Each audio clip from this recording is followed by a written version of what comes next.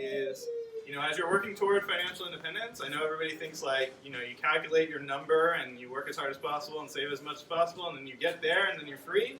But it doesn't necessarily have to work like that.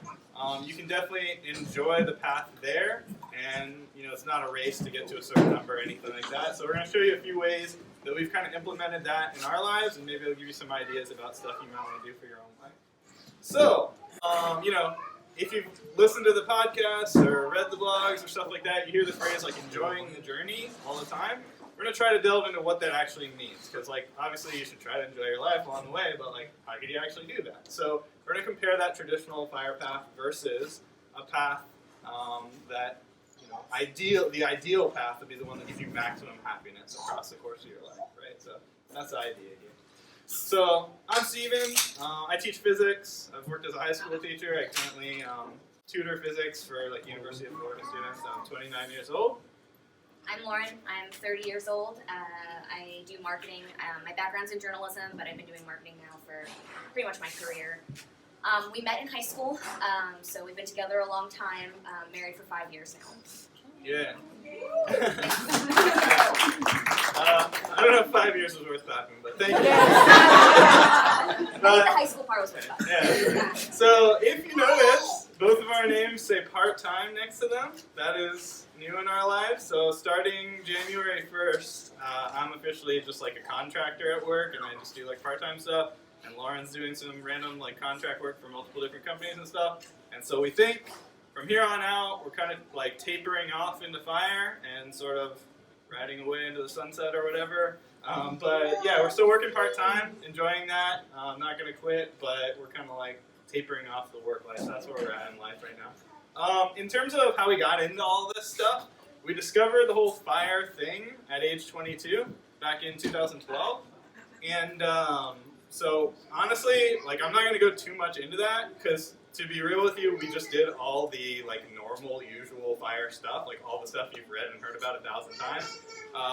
Lauren randomly read an article about Mr. Money Mustache in some news publication. She forwarded it to me, and then I got obsessed with the blog. The rest is history. Yeah, and then soon enough, we shared one used car from $2,000 to $5,000 for the next 8 years. I rode my bike to work every single day. We invested in Vanguard index funds, pretty much covering all the bases of the stuff that you're used to hearing. So we're not going to go over all that stuff. That's just the usual stuff, and that's the stuff we did. So we took that well-beaten path toward fire, so nothing really special there. But we did some other weird stuff along the way. Obviously, no matter where you are on the journey, I can assure you the first part of the journey is always the hardest part, at least for most people it is. So we're going to kind of tell the quick story of our first $100,000 that we saved after we discovered fire. And so basically we graduated from UF in 2012, about 22 years old, and went through some deliberation. Actually, I started this graduate program that I wasn't that interested in and left it, but that's another story for another time. Eventually settled in on teaching high school while going for a master's degree. So we moved to Orlando to go to UCF, because they had this master's program where they would pay all my tuition for the master's degree if I would agree to be a public school STEM teacher in the area for at least one full year. So I like teaching a lot, and I was kind of passionate about that already. And it was a master's degree in education. So I did that and made that whopping salary of $38K a year, that teacher money, big cash. And I got that master's degree halfway through that 2-year period, and got the big pay bump, $42K a year. So raking it in. And I did marketing for a small financial firm in the Orlando area, making close but a little less money than that. So, really exciting times. First real jobs though, so it felt very adulting. So that was a big shift in our lives, right? Working these full-time jobs and, kind of right out of college. At the same time, we're also running the side hustle.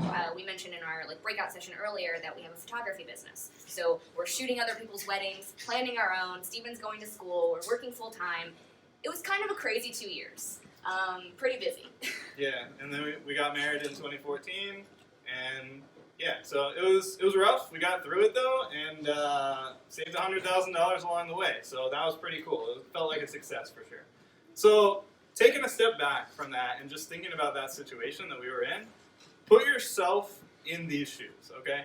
So let's say you're like 24 years old, got over $100,000 available, and you're living that Mr. Money Mustache kind of lifestyle. Our expenses were probably somewhere in the ballpark of about $20,000 a year combined between the two of us, because we're riding a bike to work and sharing one car and all that stuff I mentioned before. So I think there's two ways to look at that. So I think this is where the whole like financial independence isn't binary thing comes in. So a lot of times traditionally you look at this and you go, okay, $20K a year, 25 times that, 4% rule. I need $500,000 for bare bones retirement to continue this lifestyle that I have right now. That's an absolute minimum, right? $500,000. Save the 100K, so I'm like a fifth of the way there at best. And so I got a really long way to go. And meanwhile, in our minds, right, we just worked really hard for 2 years, saved as much as we possibly could. And to be honest with you, I know it was only 2 years, but like we're fresh out of college. We felt pretty burned out on that lifestyle, like going to work every day and like grinding it out, right?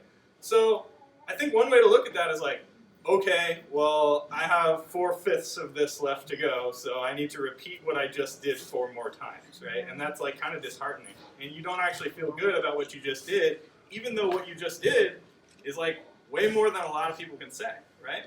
So the other way to look at it, and the way that I would encourage people to look at financial independence along the way, is to sort of take joy in the freedom that you have built for yourself, and realize that like every dollar you get closer to financial independence is a dollar freer that you are. So like the way to kind of flip this on its head is to look at this and say, all right, $100,000 in the bank, 20K a year expenses. If we wanted to, not saying we're going to do this, but if we wanted to, we could take 5 straight years off and do nothing. Like, that's an insane amount of freedom, right? And it comes from having those super low expenses and having savings in the bank, right? And it's even better than that because you get investment returns and all that stuff. So there's 2 ways to look at that, and I would really encourage you to look at wherever you are on the path to FIRE and just like give yourself some credit and realize like how free you really are. Like the choices you have that other people don't have. So that's one thing. So we had this money, and we just got married, and the traditional thing is to take a honeymoon. But it felt really bad to spend like several $1,000s of this $100,000+ that we had on a couple of weeks, maybe, at best. And we just weren't really sure that that was the best choice for us for a honeymoon. And so, you know, we wanted to celebrate our accomplishments, celebrate our marriage, but not in a traditional sense. So we kind of put our heads together and we're talking about what are some ways to do it differently. So I don't even know whose idea it really was, but it kind of came together to be an interesting topic. Yeah, so the thing we decided on was instead of taking a 1-week vacation that costs a crazy amount of money, $5,000 or whatever, we would instead take a 6-month vacation, because that obviously will cost way less, right? So, we'll take a 6-month vacation in Hawaii. Neither one of us had ever set foot on the Hawaiian Islands at all, so it seemed pretty cool. And we just said, you know what, we've never been before, but let's go for 6 months. Let's see what's up. But our idea behind that, it's less crazy than it seems, I think. The idea behind that was, all right, instead of going there as a vacation, with a vacation mindset, you got to pack in as many fun things as possible, and at any cost, right? You'll pay whatever to fit it in, because you're spending thousands of dollars on plane tickets to get there, right? Instead, how about we go there, and we try our same strategy as always. Make this lifestyle as inexpensive as possible. We're having as much fun as possible, and not be constrained to any schedule. Also, thinking about spending thousands of dollars on plane tickets just to go somewhere for 1 week kind of sucks, right? You're spending thousands of dollars on plane tickets, but you're getting 6 months of fun out of it. So that was kind of our idea, was not so much to care about how much the total thing costs, but to care about the cost per unit time, right? To get the most value out of every dollar spent. And so that was kind of our idea behind this vacation. So also, actually, with just as much money as we set out with, that was also part of our goal, okay? So in addition to spending as little as possible, which like, to spend as little as possible, we bought that little car over there instead of doing like a rental car that costs $30-40 a day or whatever. We bought that little car, right, for $4,500 when we left the island. We were able to sell it for more. We sold it for $5,600 actually. So definite negative depreciation. That's pretty good. We bought bikes instead of renting them. We got to sell back our snorkel gear and all kinds of stuff like Yeah. that you don't really get to take advantage of when you're just there for a week. We picked up 2 used bikes on Craigslist. We sold those for the same we paid, and then like we got an apartment with a 6-month lease. Instead of having hotel rooms are $300 a night in Hawaii, we paid $935 a month in rent. And our view, actually, on the previous slide right there, top right, that's like our lunch one day, just sitting out front of our apartment, right across the street, is the ocean waves crashing. We could hear waves crashing from our front door. $935 a month for our apartment. So and it wasn't much more than our apartment in Orlando. Yeah, we were paying like $900 a month in Orlando. So it was like a no-brainer, and so we were able to really do the Hawaii thing on basically the same budget that we were already spending at home. So that was pretty crazy. The other thing, obviously, it still costs money, right? So 0 change in net worth. How does that happen? You might think, oh, the market went way up or whatever. Actually, the market didn't help us so much. We didn't have that big of a portfolio anyway. Our return was actually like -1% over this period. But what we did was we transitioned into like a part-time remote type of situation. I couldn't really do that because I was a high school teacher. You can't really teach high school remotely unless you're doing like virtual school or something. So I just did like private tutoring with students on Skype, and then I picked up some in Hawaii as well, locally. We did our photography business, and Lauren actually negotiated with her previous employer and was able to negotiate like a 10 hours a week of like contract work that she could do from Hawaii as well. So we were each working like roughly 10 hours a week, and working just 10 hours a week, just tutoring kids and doing contract work. And eating lots of rice. And eating lots of rice from Costco in 50-pound bags. That paid all of our bills. So we ended up, without any help from the stock market, having a 0 net change in our wealth, I guess. So basically the vacation kind of cost us nothing except 6 months of our time. So another really big benefit for us was 6 months is a lot of time. You actually get the space, the headspace to learn about yourself, learn about the area that you're in. For us, that meant making a list of all the stuff we want to do while we were in Hawaii and choosing each day to do what we wanted to do. It was a self-directed day. We'd go to the fridge and say, you want to go across the island and look at that? Okay. And so it was a really nice kind of dry run for early retirement. You know, a lot of folks talk about you should have something to retire to. And this kind of gave us what we can look forward to when we do quit work, having those self-directed days. I mean, we would go out in the middle of the night and say, like, let's shoot some stars, and if we get back at sunrise, that's fine, because we can do whatever we want. So it was a really nice change of pace, and we got to become better photographers, we got to know each other better, the island better, make new friends, so it was kind of all around a win-win. And just convinced us that working toward fire is worth it, because Yeah. those 6 months, we were having fun every single day. We didn't get bored, right, with like retirement or whatever, if you want to call it that. So, you know, we kind of went over how it benefited us, but kind of in general, the benefits of taking a longer break. Like I mentioned before, you get that time to really think about yourself, think about what you want to do, and also it kind of renews and refreshes yourself. I mean, we were pretty burned out going into this, and instead, when our lease was up, we were like ready and re-energized to like get back to it. We Make more money. Make more money. We're like, this is so worth it. We have to like go back and try even harder now. Like it encouraged us. We also kind of discovered another little like neat hack in that when you decide to move on from one chapter of your life to another, it kind of forces this job hop. You have to kind of reevaluate yourself. You know, in that 2-year period, I gained so many more skills from being a 22-year-old fresh out of college to a 24-year-old having worked, you know, in my company for 2 years, that company might not be able to really pay me what my skills might be worth now. But job hopping, I can ask for more because I am applicable and I do have that skill set now. You know, they couldn't double my pay, but maybe I'm worth that now, and I can go and renegotiate that at a job hop, going to a new employer. And then the other benefit, not spending down your portfolio means it's still growing. So we weren't Not adding for us. to it. Right. Not in that 6-month But time in period. general. In general, you're not actually subtracting out.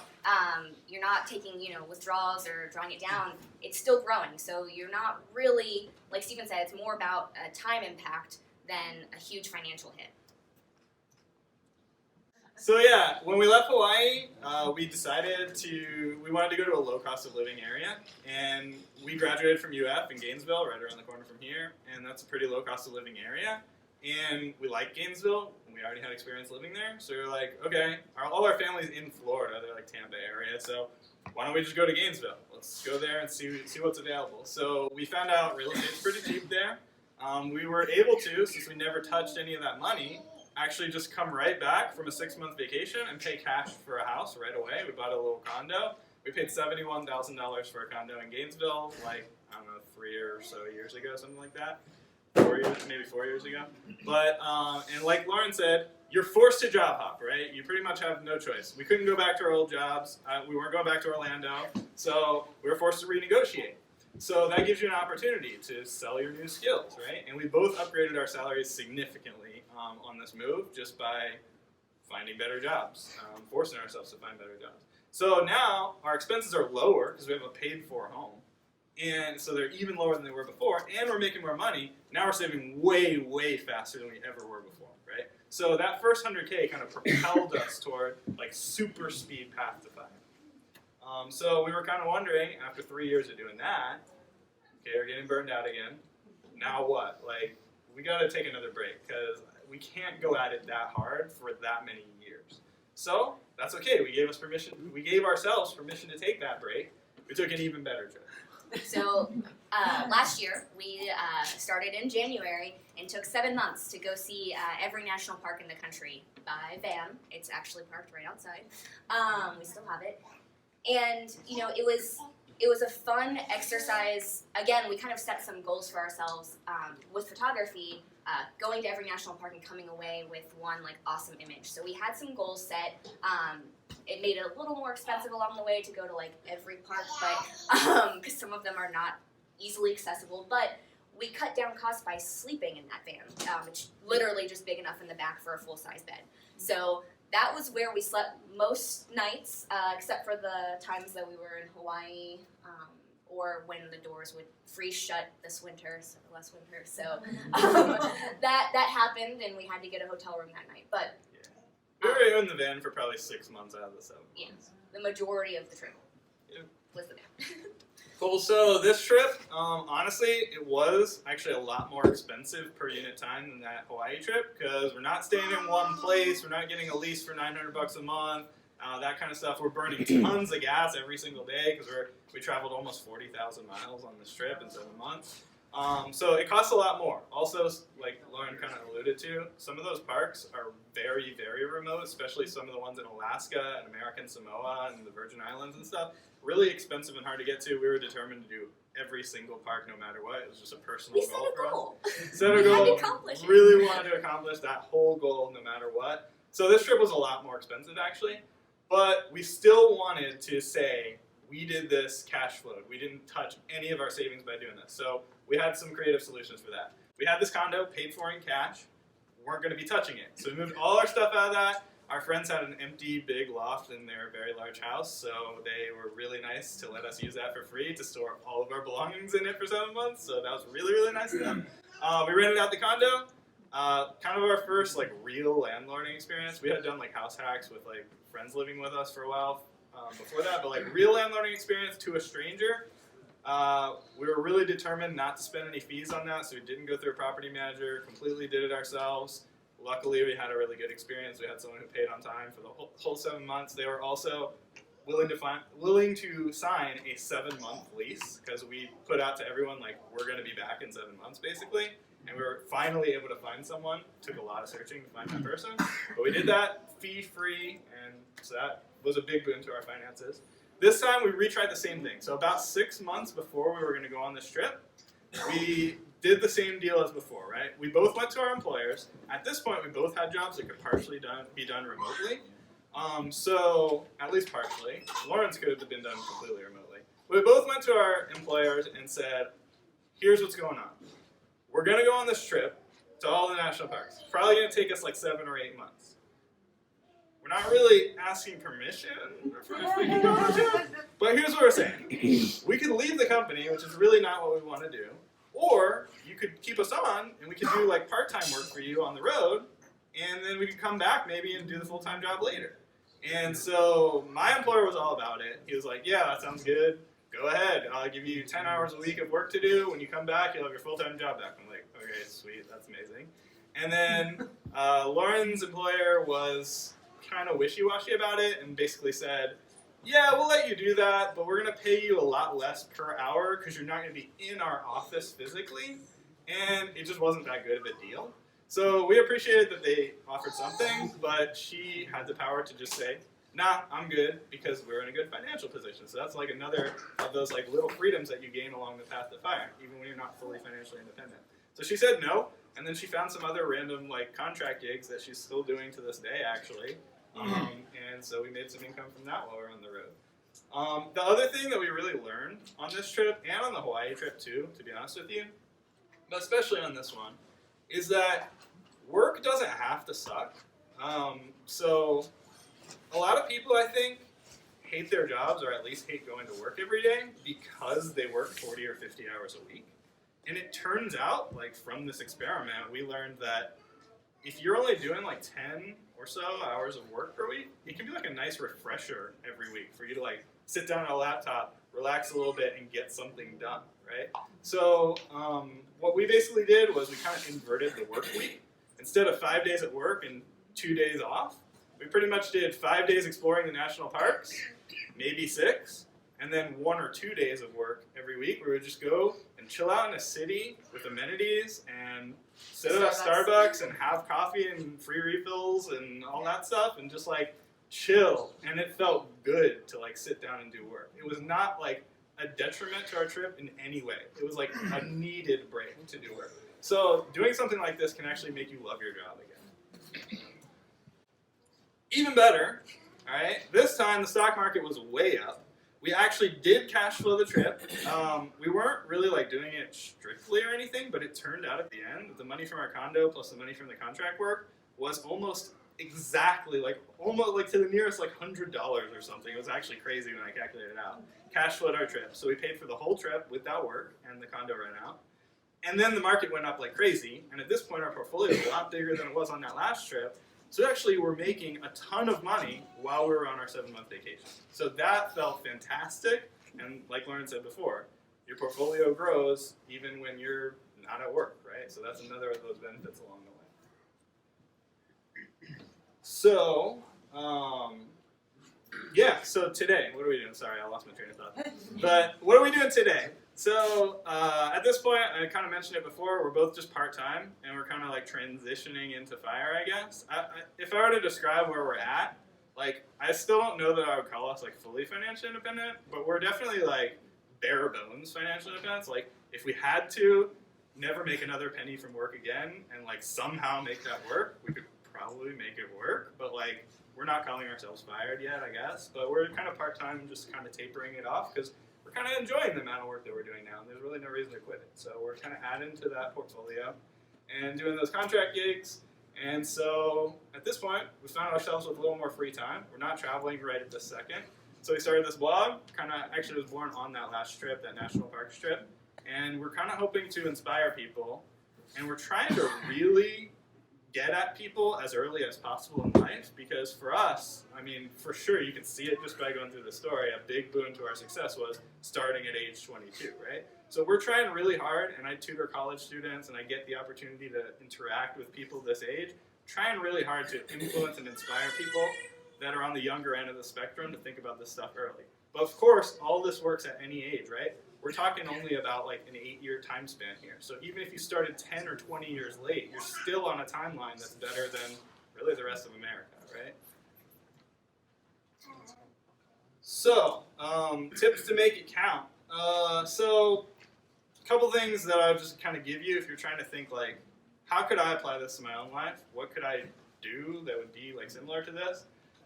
Number one, kind of already said it before, but every dollar that you save toward FIRE, no matter where you're at on your path, that should make you feel a little bit freer. Every dollar is a little bit freer. You have more and more options available to you. You have more and more money in the bank you can fall back on.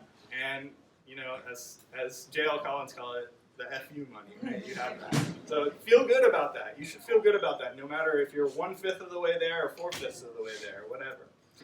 The other thing that we found is having specific goals, especially money goals, can help you when the time comes to take one of these breaks. Like if you're thinking, maybe I should do one of those, maybe I should have a Hawaii honeymoon, or maybe I should go to every single national park. You should, it's great. But I will tell you that a lot of people, when it comes time to pull the trigger and say like, I quit my job, or I will do part-time work, or else I quit, or whatever it is, people feel a little bit of fear or a little bit of guilt about it even. Like, you know, should I really do this? Am I really doing the right thing? It's kind of scary, right? Set a specific goal way ahead of time. Say, I'm going to save an additional $100,000, $200,000, however many dollars. And when I hit that goal, I'm going to give myself permission to take the break that I need. I'm going to do one of these things, right? And I think by setting that goal and achieving it, you're going to feel better and you're going to give yourself like psychological permission to actually take a break that you really need. The other thing I would encourage you to is vacations are cool. Rethink the vacation. All right, if you're going to take a break and you're going to spend thousands of dollars, make it count. All right, that's what we came up with that whole Hawaii honeymoon. Like, why are we going to go to somewhere for a week and spend $5,000? That's crazy, right? Make it count. Do something life-changing. Each one of these trips changed us like fundamentally as people. We learned things about ourselves along these journeys, and we got really way closer with each other. It just changed our lives. So think about these trips not just as, oh, I'm going to go sit on the beach for 6 months, but like, take the time during that time to develop new skills and get closer with people you care about and grow a passion. Yeah, like photography, like I got to become a better photographer with my time. Like there's something you're passionate about. Make your breaks count toward that stuff, not just a big giant sigh after a really long period of work and then you have to go right back, right? So reconsider the vacation. You can see more stuff on our blog. I'm giving you a little teaser here, just a few like articles that I would point out. There's actually a lot, in retrospect, there's a lot on here about travel. Our blog is not all about travel. It's like half about travel stuff related to money, and then it's half just like straight up financial independence, money advice and stuff, so you'll find a lot on there. But to go through a few of those, first one there, that's like our cost breakdown of everything we spent on that national park trip, which is a really expensive trip. We went into a lot of detail. It took a long time to calculate. If you're kind of like just a nerd who likes to look at statistics and numbers and stuff, that's a good one for you. The number 2 there, I put that up here because we talked about the breakout session, not because it's a super important article or anything, but we talked about the breakout session because it was one of those like fun finance hacks that we came up with while we were on our road trip. And it's a pretty fun article. It's like purely fun-spirited, but it is actually applicable. You can make money if you want to. And then Lauren has written a series of 6 like long-form descriptions of every national park in the entire country. So it's like a 6-part series, and it has one like image that we're really proud of from each park. So there's 61 different pictures for you to look at, so it's visually interesting. You might check that out. We have an article about how to invest in stocks. I'm sure everyone in this room has seen like the usual literature. If you know like friends or family that you're trying to convince to invest, like, hey, you should really get into this investing thing, that's a really good article to point them towards for like a complete beginner. And so I'd highly recommend you use that on friends and family. That's what that's for. And then why 1 week vacations suck, that's just kind of like our philosophy on travel and stuff. And if you want to read about our van, of course, there's a van article too. And plus there's like It's also here. a whole bunch more articles. Yeah, we can totally give you a tour of the van. It'll take like 30 seconds. It will take about 30 seconds because you saw how big the van is. Like, you pretty much open the door and you're like, okay, I've seen it. Good. Yeah, so discussion time. We tried to leave like lots of time for this because we wanted people to ask questions and stuff. So feel free, and we'll talk for as long as you want or not. So yeah. What was your favorite national park? Yeah, so that's